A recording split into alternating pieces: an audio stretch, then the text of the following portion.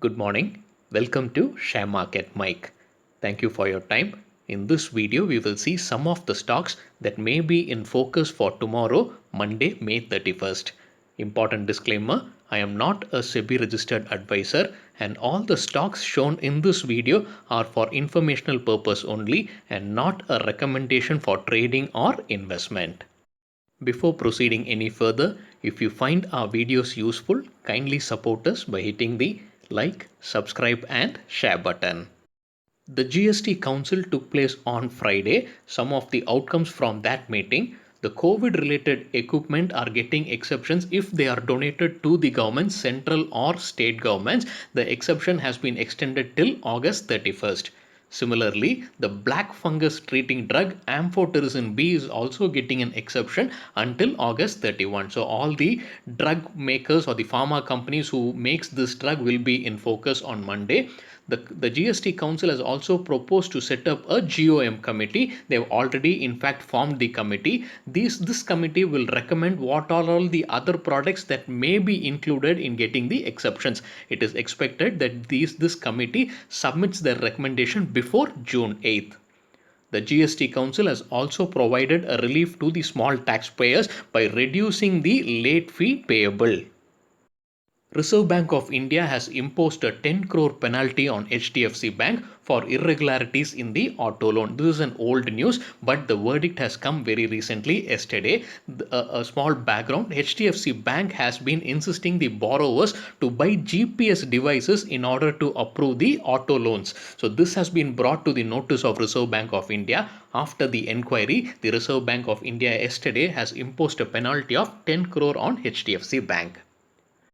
We already know that Dr. Reddy's is joining hands with DRDO in preparing a COVID treating drug. Now they have come up with a price for that drug. A sachet costs rupees 990.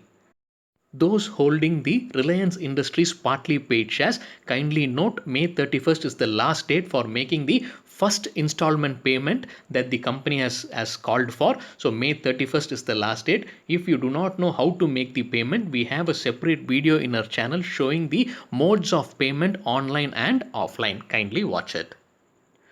Nazara Technologies, where Rakesh Chunjunwala is a shareholder, they have released their quarterly result. Looking at the quarterly result, revenue quarter on quarter has gone down by 5.4%.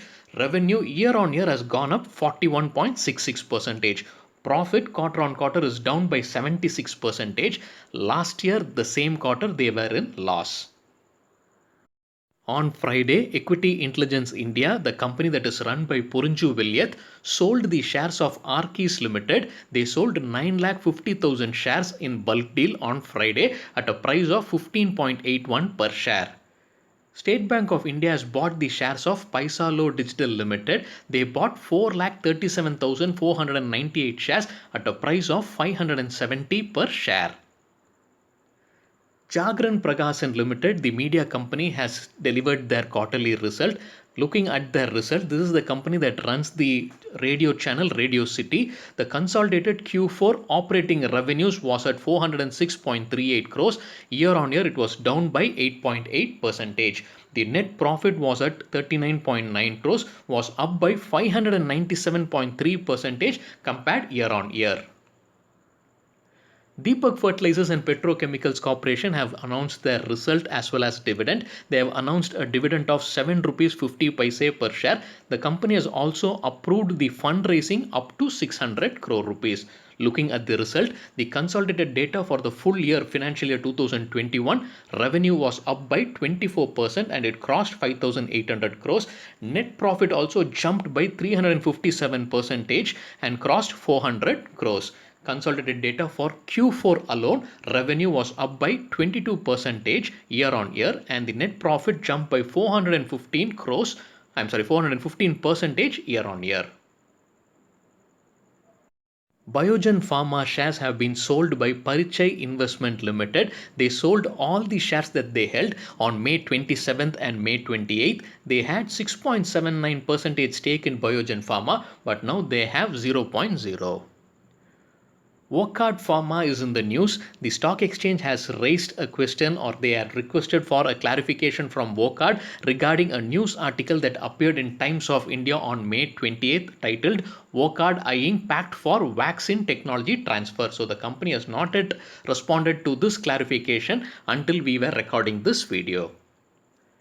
Central Bank of India today has approved the shares that has to be given to the President of India on behalf of Government of India. Government of India is infusing some amount into Central Bank of India, and Central Bank of India is providing shares on a preferential allotment basis. So at a price of 17.11 per equity share. So the number of shares that is getting allocated is 280.5 crore shares, and the amount coming into the company is 4,800 crores. Now the stake of President of India in this company has gone up from 89.78% to 93.08%. Similarly, Indian Overseas Bank is also looking to infuse some funding from the Government of India, 4,100 crore rupees from Government of India. So the same approval would happen on June 2nd. BlackRock Inc. have sold Zee Entertainment shares. They have sold 18,81,665 shares of Zee Entertainment, which equates to closely 0.2%. So they have reduced their stake from 3.39% to 3.20% in Zee Entertainment. CESC Limited have announced that on June 16th they will announce their quarterly result. Along with the quarterly result, they will also consider splitting the stock. So the stock split may be announced on June 16th. Dhruv Consultancy Services have provided an update on an order that they have received from Mumbai Metro related project. The contract is worth 3.78 crores and the duration is expected to be 32 months. Cadila Healthcare has got the final approval from US FDA, United States Food and Drug Administration, for one of their drugs for treating schizophrenia. Gulf Oil Lubricants have announced their result along with the dividend. They have recommended a dividend of rupees 9 per share. Looking at their result, they have a record highest quarterly revenue of rupees 517 crores. The Q4 revenue on year basis has gone up by 44%. The profit after tax for Q4 on year basis has gone up by 66.4%.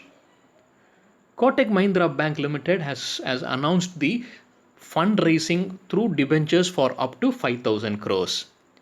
Indian Bank have released their result along with their dividend. A dividend of rupees 2 has been recommended. Looking at their result, their yearly operating profit year on year was up by 19%. They claim it is a record net profit of rupees 3,005 crores. For the full year, the net interest income rose by 20% year on year. The gross non-performing assets has come down by 1.54% for the full year, and the net non-performing assets has also come down by 0.82% for the full year.